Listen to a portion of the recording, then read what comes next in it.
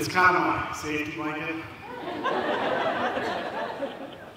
Why would anybody want to do this? Seriously, how many of y'all who played sports in high school threw the shot put? Okay, a handful. I'm not going to make any personal comments about that. I was one of those guys. I got cut from the baseball team. That's why I went out for shot put. I guess I wasn't very good at something. I found my calling, though. I spent most of my adult life, in fact, the last 15 years, trying to throw this thing as far away from me as possible. It's really pretty silly. But anyway, somebody asked me today, do I do a lot of inspirational speeches? And honestly, I don't.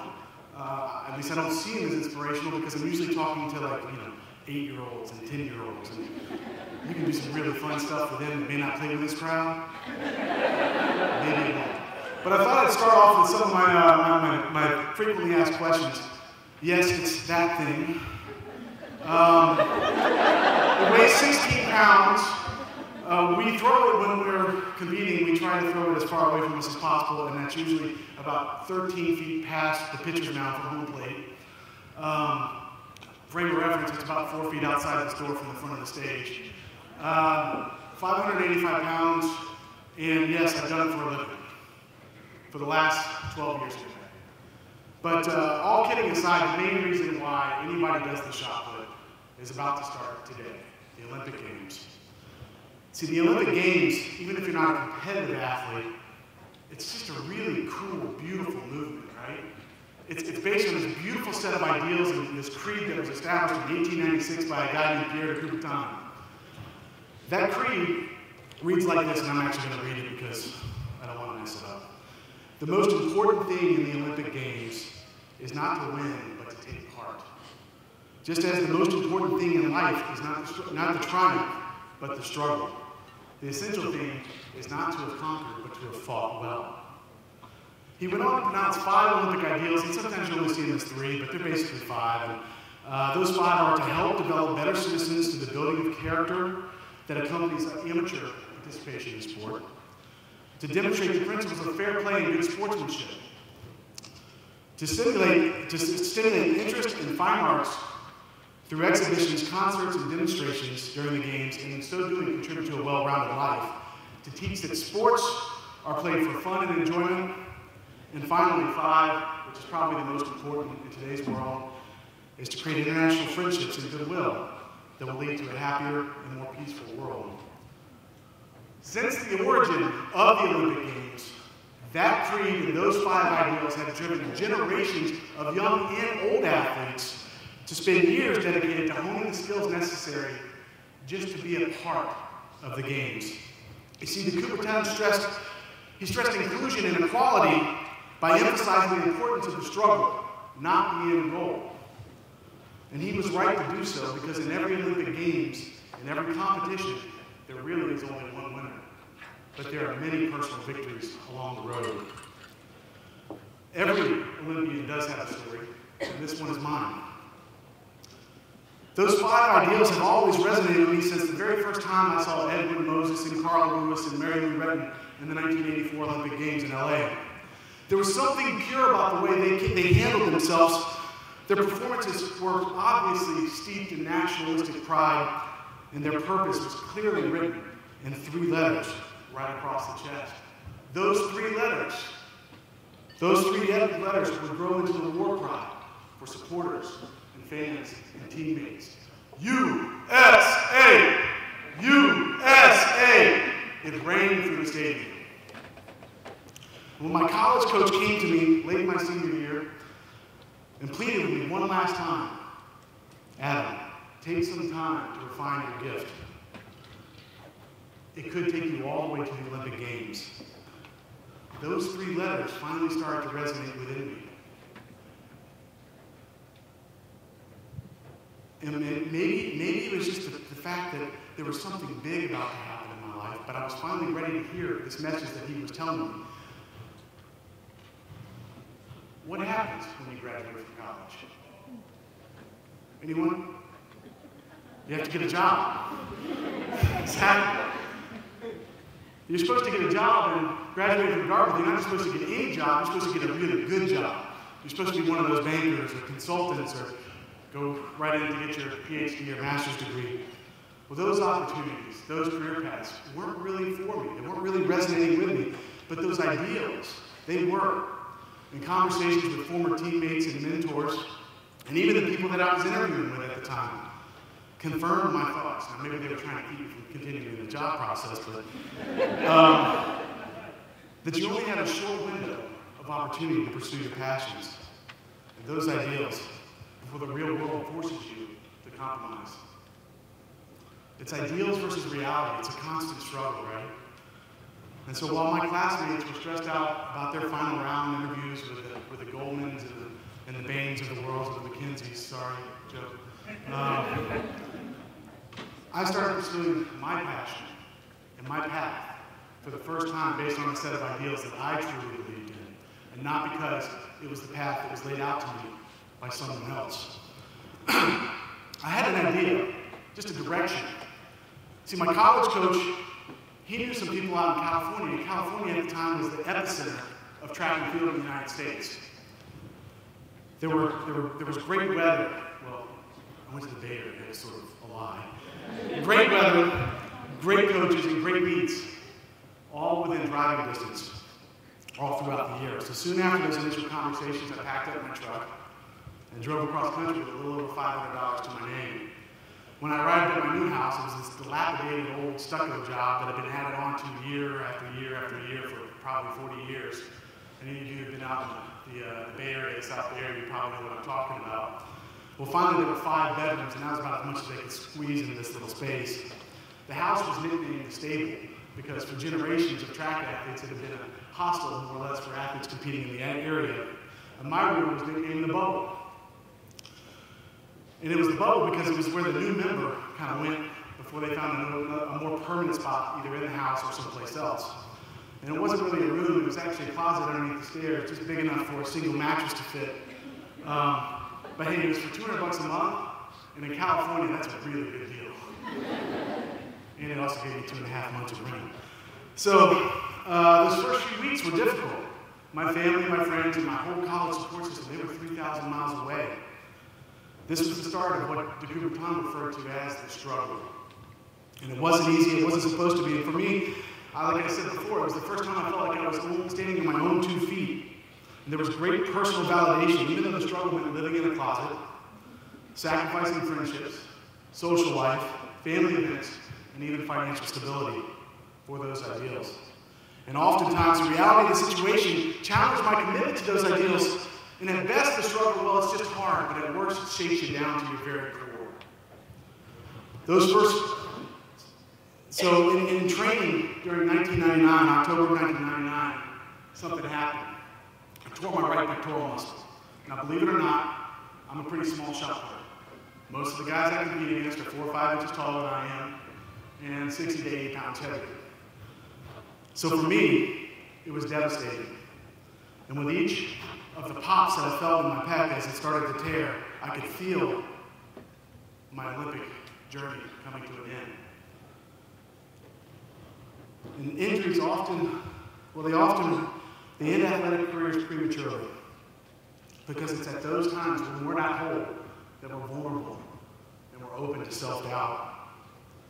And it's very dangerous for an Olympian to have any doubt at all, because how do you stay motivated? How do you affirm yourself to work through adversity in a world that doesn't really appreciate what you do except maybe once every 4 years?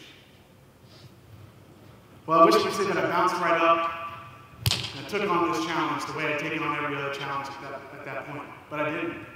In fact, I kind of slipped into a depression, I drank a lot, but finally I made it to the doctor. And the doctor confirmed my worst fears. He said, surgery, 6 to 8 months, you're done, kiss your Olympic career goodbye. And just as I was about to leave, he said one more thing. He said, well, you could try something else. He said, you could try rehab. There's a chance. And the word try struck me as a challenge. It reminded me of those Olympic ideals. It's about the struggle. It's better to have fought. The deal was simple. Rehab for 4 months. If the scar tissue formed and the muscle healed, then I might be able to start throwing by March. In that moment of doubt, something took me back to the creed and the ideals that got me into this in the first place. And I needed to believe in something. And those had already taken me this far, so I just went ahead and pushed all in. For the next 4 months, I traveled to San Francisco to work with one of the best physical therapists in the world, a lady by the name Lisa Giannini. And Lisa didn't just rebuild me physically. She rebuilt me emotionally. And one of the things I can tell you is when you're broken and you're feeling challenged, surrounding yourself with positive people who are passionate about what they do can spark a fire. And that's what she did. She got me back to a point physically where I was capable of taking on the task, but she also got me back to a point where emotionally and mentally I could take on the struggle again. And did I? Oh God, that was great. Just reliving it right now. Give me a minute. As the 2000 Olympic trials approached, I knew something was about to happen, something big. Everything had started to fall in place. I found this balance between work and training. I still had absolutely no social life, but I really was thriving. I was doing very well, and I got a call from the head of the USA Track and Field, and he said, "Hey, Adam, can you come to this competition in Raleigh, North Carolina? When is it?" 2 days from now. Yes, all right. This is the first time I'd ever gotten a call. I felt like, all of a sudden, bring in the tall righty, we're ready to go. I felt really good about this. So I packed my bags and hopped on a plane the next day and arrived in Raleigh that night. It was Thursday night. And that night when I walked into the hotel, I saw 2 of my competitors sitting at a table having dinner, and they were discussing the pending Olympic trials, and they were saying, well, 3 spots. 4 contenders for 3 spots. And I said, well, who are you guys talking about? Who are the contenders? And they said, John Medina, Andy Bloom, CJ Hunter, and who was the fourth? Kevin Toth, excuse me. I said, guys, I'm standing right here. They looked at me and said, you're in the bubble. Oops. I picked up my bag, and before I left, I looked them both in the eye and said, y'all just made a big mistake. For whatever reason, that last little conversation was the last piece that sort of helped the whole puzzle take shape and lock into place. And for the next 5 weeks, I went on a tear. The next day, I destroyed it at a 2-foot personal best. Going into the Olympic trials, I went from being a relative unknown to being a favorite. I walked out of the Olympic trials not only as an Olympian, but I won my first Olympic trials and set a personal best in an Olympic trials record that I stood for over 10 years in the process. It was pretty awesome.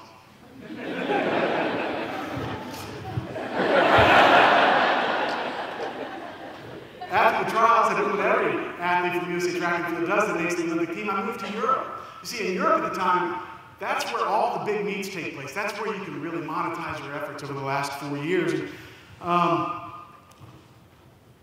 So I did. I went to Europe. But something changed there. See, this was the start of a whole new experience for me and a whole new side of the struggle. See, I was no longer an amateur. And de Coubertin's ideals and his creed didn't really apply directly to my situation anymore. I didn't even realize the change that was going on at the time because it was a slow process. It was a slow change. And so what happened was when I walked away from the 2000 Olympics with a silver medal in hand, even though I lost by just 3 inches, I felt great about it. This was awesome because now all the hardships that I'd had before, well, they were wiped away. I could do this as a professional. Well, the next 4 years flew by, and the more time passed, the less those ideals began to serve as my guiding light. A certain cynicism began to root deep inside my soul, and the more money I chased, the darker my mood became because it was never, ever enough. I began to value myself based on how much money I made relative to my peers, and guess what? This sport that I thought dealt with in absolutes, the absolute winner, it's black and white, very simple. I either throw farther than you or I don't. I either win the world championship or the Olympic medal or I don't. As it turned out, this sport was not really a meritocracy after all. In fact, it was a class-based system. It awarded people based off the event they came from, not off their overall performance. And I got very bitter, and it got so bad that I almost walked away from the Olympics, from the Olympic movement in May of 2004, a month before the Olympic trials. But fortunately, my wife kicked some sense into me. She said, Adam, you got nothing better to do. So I went to the Olympics and go to the Olympic trials, and I was happy because I was fortunate enough that I was in great shape, that I was still ready to compete, and I actually walked away from that as a second time winning the Olympic trials, and it was pretty awesome. Going into the 2004 Olympic Games, the shot put competition in the 2004 Olympic Games was held in the ancient city of Olympia. Now, the Olympia is where it all started. It's got an amazing presence, but as far as cool as the history is that surrounds this area, the Olympic Stadium, the original Olympic Stadium, is a little more than a big hole in the ground with dust at the bottom. Nevertheless, we had 30,000 spectators there just to watch the shot put competition. And the way the competition works at the Olympic Games is they take everybody and they put them in a morning qualifying round to cut them down to 12. They give those 12 3 rounds of throws, and then they cut it down to 8 and give those 8 3 more rounds of throws. So in whole, after you make it past the morning qualifier, there's 60 throws in the afternoon finals. The goal for every athlete is to get a big mark the first throw, and I did. Boom! Exploded out of my hand. I go to the top of the leaderboard, and I'm fired up. I know I'm in control. I was in control of the whole competition. But on the 59th throw of the competition, the person that had been trailing me the whole time, well, he tied my mark. In the Olympic trials, in the Olympic Games, the tiebreaker goes to the second best throw. So I knew what I had to do. I had to go and win the game in the last second. I had to go into the circle and say, hey, this is it. And I got in the back of the circle, and everybody's going crazy. You know, people are saying, you know, USA, other people are booing us because nobody likes us. And when I let go of the ball, it sailed out 2 or 3 feet farther than any other throw of the day. Arms up in victory. Turn around and see the red flag up, I fouled. Second place guy wins, starts his victory lap. Now, as a side note, I really didn't like this guy. Let me tell you why. Yeah, I lost the gold medal, but in 2000 he beat me one time, and that one time kept me from winning something called the Golden League Jackpot, which is $1 million. Yeah. He's not on my Christmas list anymore. Well, after that point, things didn't get any better. In fact, they got much worse. My sponsor at the time, who will remain nameless, they decided I wasn't quite good enough. See, 5 silver medals in World Championship and Olympic Games competitions from 2000 to 2004 wasn't good enough. I was too old. They didn't see value in me anymore. And so they dropped me, and I was pissed. And that anger grew and grew and grew until it turned into a rage. And honestly, the only reason why I stuck around after 2004 was just to prove these people wrong. And for the next 3 or 4 months, this anger just kept growing and pushing me harder and harder and harder, until finally it started to fade.